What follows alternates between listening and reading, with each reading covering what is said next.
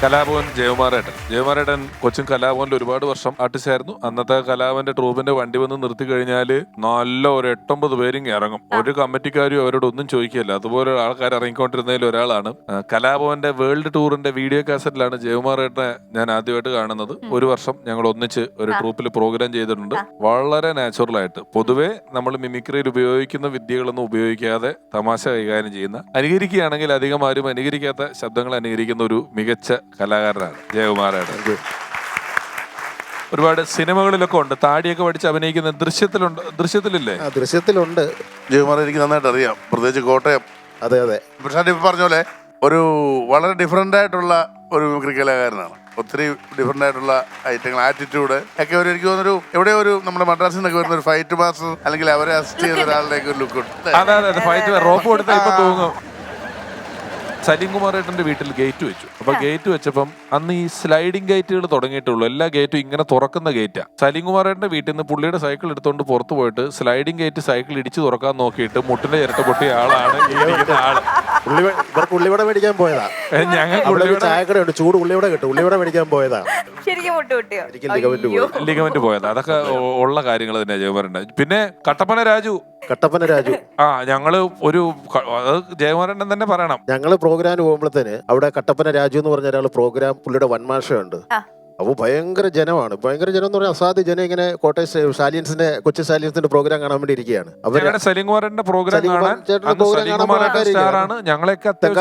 ഇറങ്ങി സലിഞ്ചാൻ ഇങ്ങനെ കത്തിയിരിക്കുന്ന സമയത്ത് പ്രോഗ്രാം കാണാൻ ഭയങ്കര ജനമാണ്. അവിടെ കട്ടപ്പന രാജുവിന്റെ മിമിക്രി ഉണ്ട്. അപ്പൊ കട്ടപ്പന രാജുവിന്റെ വൻമാഷുണ്ട്. അവിടെ ആ കട്ടപ്പനയിലായി പ്രോഗ്രാം. ഞങ്ങൾ ചെല്ലുമ്പം കട്ടപ്പന രാജു ഞങ്ങളോട് പറയണത്, എന്റെ വൺമാൻ ഷോ ഉള്ളതുകൊണ്ട് ഇന്ന് ആൾ ഇഷ്ടംപോലെ വന്നിട്ടുണ്ട് കേട്ടോ എന്നാ പറയുന്നത് ഞങ്ങളോട്. അപ്പൊ കട്ടപ്പന രാജുവിന്റെ വിചാരം രാജുവിന്റെ പ്രോഗ്രാം കാണാൻ വന്ന ആളാന്നുള്ള രീതിയിലാണ് രാജു ഇരിക്കുന്നത്. അപ്പൊ ഞങ്ങൾ വിചാരിച്ച് ഞങ്ങൾ സലിഞ്ചാന്റെ പ്രോഗ്രാം അല്ലേ, പ്രേക്ഷകർ ഒരുപാടുണ്ടെന്ന കാര്യം നമുക്കറിയാം.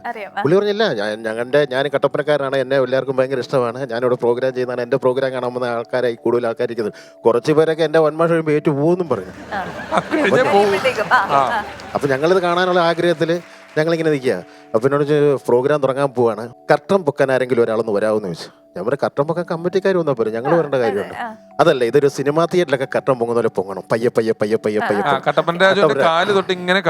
വൺമാൻ ഷോ അല്ലേ. അപ്പൊ ഞങ്ങളിങ്ങനെ സൈഡിൽ പോയി നിൽക്കുക. പ്രോഗ്രാം അല്ല, ഞങ്ങളല്ല, നിങ്ങളെ കർട്ടൻ വലിക്കാൻ പോയാ. കർട്ടൻ വലിക്കുന്ന ഞാനാ. ഞാൻ കർട്ടൻ വലിക്കാൻ, ഞാൻ സൈഡിൽ നിന്ന് കർട്ടൻ വലിച്ച് പൊക്കി കൊടുക്കാന്ന് പറഞ്ഞു. അപ്പൊ പുള്ളിയുടെ ഷോ തുടങ്ങാം, കട്ടപ്പന രാജുവിന്റെ വൺമാൻ ഷോ. കട്ടപ്പന രാജുവിന്റെ വൺമാൻ ഷോ.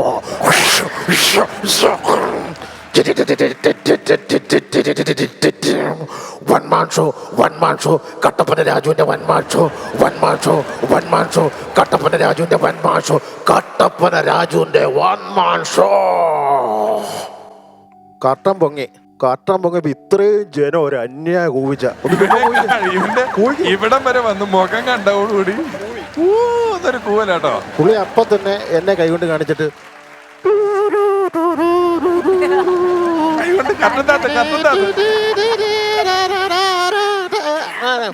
ആദ്യം പ്ലേ ചെയ്തത് അദ്ദേഹത്തിന്റെ എൻട്രി, രണ്ടാമത് സമാപനം, ഉദ്ഘാടനവും സമാപനം ആ സെക്കൻഡ് വെച്ചത്. എല്ലാം കൂടെ 3 മിനിറ്റ് വൺമാൻ ഷോ. ഉദ്ഘാടനവും സമാപനവും മാത്രമേ ഉള്ളൂ, വൺമാൻ ഷോ ഇല്ല.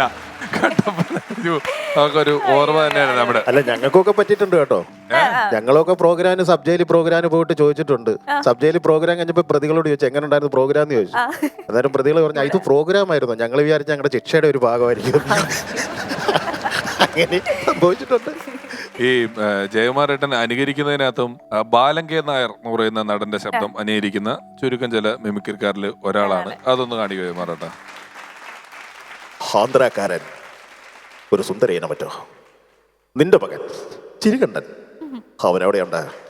അറിയാം, പറയില്ല, മകനല്ലേ.